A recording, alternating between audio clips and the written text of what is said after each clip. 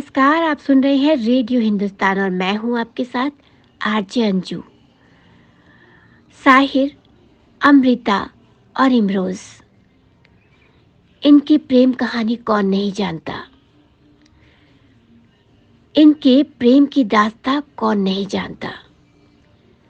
सब यही जानते हैं ना कि साहिर अमृता का प्रेम हुआ, इश्क परवान चढ़ा और एक मोड़ पर साहिर ने अमृता का साथ छोड़ दिया क्योंकि वो शादीशुदा थे।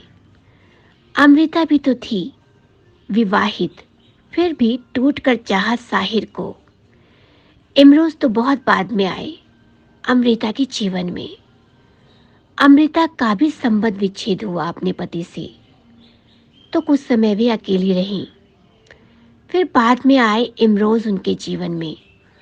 अमृता इमरोज से इश्क नहीं करती थी, मगर उनके साथ सिर्फ इसलिए रही क्योंकि इमरोज उन्हें समझते थे, उनसे इश्क करते थे। वो कहते हैं ना, उस इश्क को तवज्जो दो जो आपसे इश्क करे, उसे नहीं जिससे आप इश्क करें। अमृता भी इस बात को समझ गई थी, पर दिल को नहीं समझा पाई और अपने जीवन के वो पल उसने एक ऐसे इंसान के साथ बिताए जो सिर्फ उनसे प्यार करता था।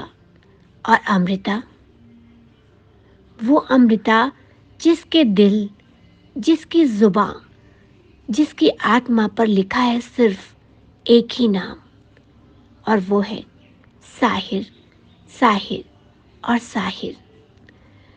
टिकट रसीदी अमृता की आत्मकथा, जिसमें बहुत सारे ऐसे प्रसंगों का जिक्र है जिससे ये साबित होता है कि भले ही अमृता को साहिर नहीं मिले और वे अपनी आखिरी सांस तक साहिर से प्रेम करती रहीं, इमरोज की पीठ पर वो अक्सर साहिर का नाम लिखा करती थी। ये जानते हुए भी इमरोज अमृता से प्रेम करते रहे कि वो उनकी नहीं, और पर दोनों के बीच इस समझ का कनेक्शन बन गया था। इमरोज मैं फिर भी तुमको चाहूंगा वाली फीलिंग के साथ, और अमृता इस फीलिंग के साथ कि कोई किसी को इतना एक तरफा कैसे चाह सकता है। दोनों साथ रहे। अमृता को हमेशा इस बात का अफसोस रहा कि काश काश इमरोज उसे साहिर से पहले मिल जाते। इमरोज वाकई में उसके सपनों के राजकुमार जैसे थे, मगर उस दिल का क्या जो सिर्फ और सिर्फ साहिर को याद करता था।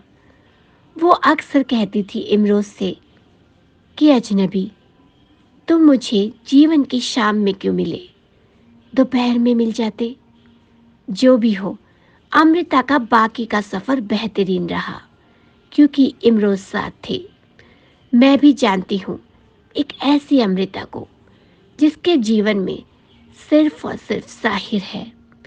साहिर तो आज भी वही है जो हर जन्म में अमृता से प्रेम तो करता है, मगर हमेशा अमृता को तन्हा छोड़ जाता है।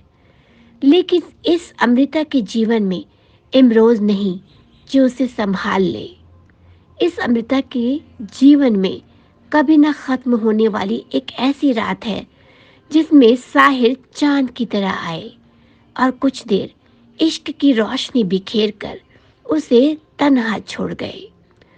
वो अमृता लकी थी क्योंकि साहिर ने उसे अपनी मजबूरियों के कारण अपनाया नहीं, परंतु अमृता की यादों को बखूबी अपनी गजलों और नज्मों में जिंदा रखा। किसी सब्स्टिट्यूट का सहारा नहीं लिया साहिर ने। उनके गीतों में उनकी अमृता के लिए बेपनाह मोहब्बत झलकती थी। एक वाकया बताते हैं आपको इससे जुड़ा। सिर्फ अमृता ही साहिर के सिगरेट बट संभाल कर नहीं रखती थी, बल्कि साहिर भी उनकी चाय की प्याली संभाल कर रखते थे। एक बार की बात है, साहिर से मिलने कोई मशहूर शायर आए हुए थे। उन्होंने देखा साहिर की टेबल पर एक कप रखा है जो गंदा पड़ा है। उन्होंने साहिर से कहा कि आपने ये क्यों रख रखा है यहाँ, और इतना कहते कहते उन्होंने कप को उठाकर डस्टबिन में डालने के लिए हाथ बढ़ाया कि तभी साहिर ने उन्हें तेज आवाज में कहकर रोका कि यह अमृता की चाय का पिया हुआ कप है, इसे फेंकने की गलती ना करे। ये इश्क आसा तो नहीं था, पर दोनों तरफ इश्क था, इश्क बहुत था। इश्क बात करते हैं कि अमृता की जो अपने साहिर से बेहद प्यार करती है। इस साहिर ने भी उसके लिए शेर लिखे, नज़्में पढ़ी। इस जन्म के साहिर ने अपनी अमृता से कहा था, तू कहे तो सांस लिया करूं, तू कहे तो सांस लिया करूं, तू कहे तो खुद को फना करूं, तू कहे तो सांस लिया करूं, तू कहे तो खुद को फना करूं, मेरा चैन तू, मेरी जान तू। वो बताती है आगे कि एक दिन उसके साहिर ने उससे कहा था कि जब देखा था तुमको पहली बार, तब सोचा नहीं था इस लड़की पर लिखूंगा कविता किसी रोज। इसी तरह इस जन्म के साहिर ने अपनी अमृता के लिए लिखा। उसके सारे शेर उसकी अमृता के लिए ही हैं। ये साहिर लिखते हैं अपनी अमृता को, एक मौसम है तुम्हारे चेहरे पर, एक मौसम है तुम्हारे चेहरे पर जहाँ बारिश के झोंके हैं, एक मौसम है तुम्हारे चेहरे पर जहाँ बारिश के झोंके हैं, तो सर्दी की सिहरन भी और अलसाते पतझड़ की एक शाम भी।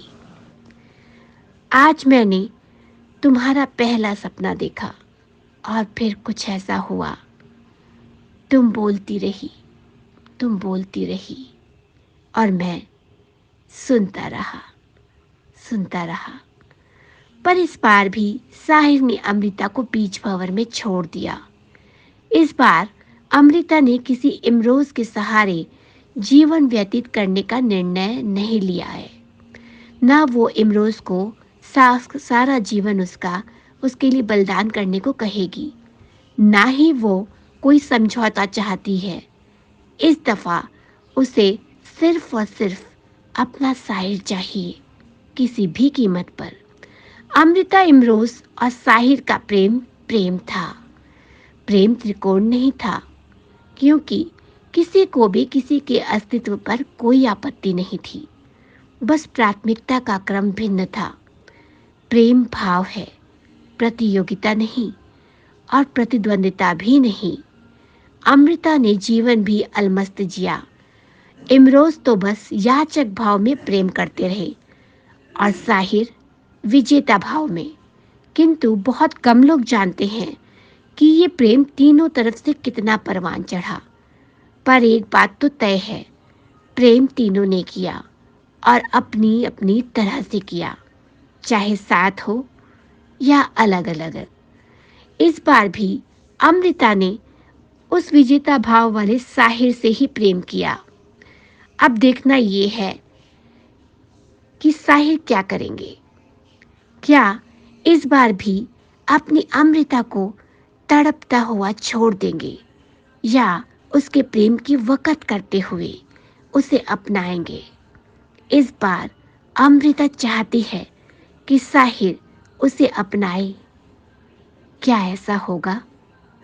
क्या ऐसा होगा?